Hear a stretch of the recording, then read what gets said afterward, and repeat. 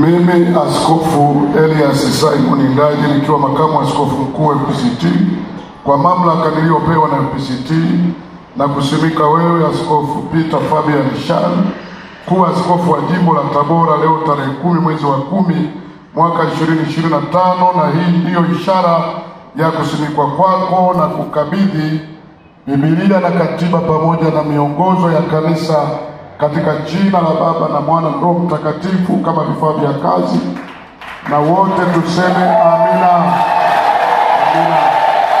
Amina. Amen. Bwana Yesu asifiwe. Ndugu zangu, niwapongeze kwa kuchaguliwa kuwa wasaidizi wa viongozi wetu, na niwatakie neema ya Mungu kuwa msaada kwa hii timu ya askofu pamoja na makamu wake, kama vile neno la Mungu linavyotukumbusha ya kwamba wengine tunaweza kupewa neema ya kufanya huduma ya masaidiano katika kubeba majukumu na wadhifa mbalimbali au wajibu. Tunahitaji msaada wa wengine. Wataalamu wa mambo ya uongozi wanasema ukimwona mtu anafanikiwa kama kiongozi, ujue nyuma yake kuna wasaidizi wazuri, na nini ndio msaada wa Askofu Shani katika majukumu mengi ambayo yako mbele yake katika kuliongoza kanisa la Mungu. Sisi tuko tayari kushirikiana na nyinyi kama ambavyo baba askofu kaimu alivyonikabidhi hapo kwamba viongozi hawa ndio sasa wanakwenda kuliongoza kanisa katika awamu nyingine ijayo. Kwa hivyo na sisi kama viongozi wa serikali tupo tayari kutoa ushirikiano wote ambao mtautaka katika wilaya yetu ya Tabora pale mtakapokuwa na changamoto yote na mtadhani kwamba serikali inao mchango wa kusaidia ili kuitatua, basi tuko tayari wakati wote na milango yetu ipo wazi. Karibuni sana. Lakini pia kama serikali tunaendelea kutambua mchango mzuri ambao mnautoa kama kanisa, kwa sababu tunajua maana kwamba kwa mahala pengine mmeendelea pia kuihudumia jamii ambayo sisi tunasema ni wananchi, lakini wakija hapa ni waamini, ni waumini.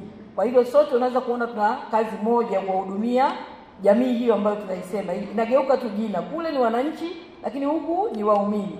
Kwa hivyo kama serikali tunatambua mchango huo na tunaomba muendelee kushirikiana na serikali katika kuhakikisha kwamba tunaihudumia jamii hii ambayo tumekabidhiwa. Baba askofu umekabidhiwa kama wanakondoo, sisi tumekabidhiwa kama wananchi. Kwa hivyo kwa pamoja tukishirikiana, basi tunaweza kufika pale ambapo tunatamani kufika kama Watanzania. Bwana Yesu asifiwe.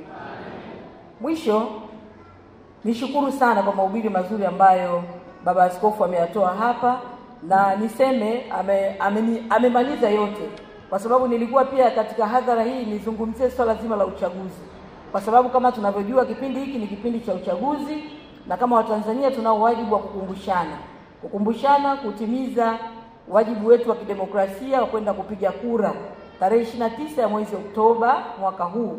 Tunao uchaguzi mkuu kama taifa, chagua viongozi wakuu watatu, Mheshimiwa Rais, lakini wabunge pamoja na madiwani. Kwa hivyo tunahimizana, yako mambo mengi yanaendelea, lakini ndio maana nimesema sina haja ya kuongea mengi, kwa sababu baba askofu amemaliza yote. Ametukumbusha jukumu letu la msingi kama waamini kuliombea taifa la Tanzania. Bwana Yesu asifiwe. Na amefanya hivyo kwa vitendo, kwa kuliombea taifa letu. Kwa hivyo ni wajibu wetu sasa tukatekeleze yale ambayo tumeaswa na viongozi wetu kwamba tunayo kazi kubwa mbele yetu. Sio wote wanafurahia namna ambavyo tunaendelea kuishi kama Watanzania kwa umoja, kwa amani na utulivu. Kwa hivyo inawezekana wakajitokeza wengine wachache, wengine wakapitisha mambo mawili matatu ili amani ambayo tuko nayo iweze kupotea. Na ikipotea, basi mambo mengi yanaweza yakavurugika.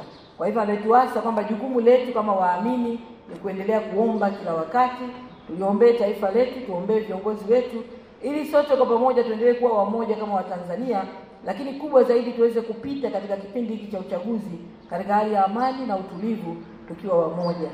Sisi kama viongozi wa serikali tunahakikishia hali ya amani na utulivu katika kipindi chote cha uchaguzi, na hivyo basi tujitokeze tukaweze kutumia haki yetu ya msingi ya kidemokrasia.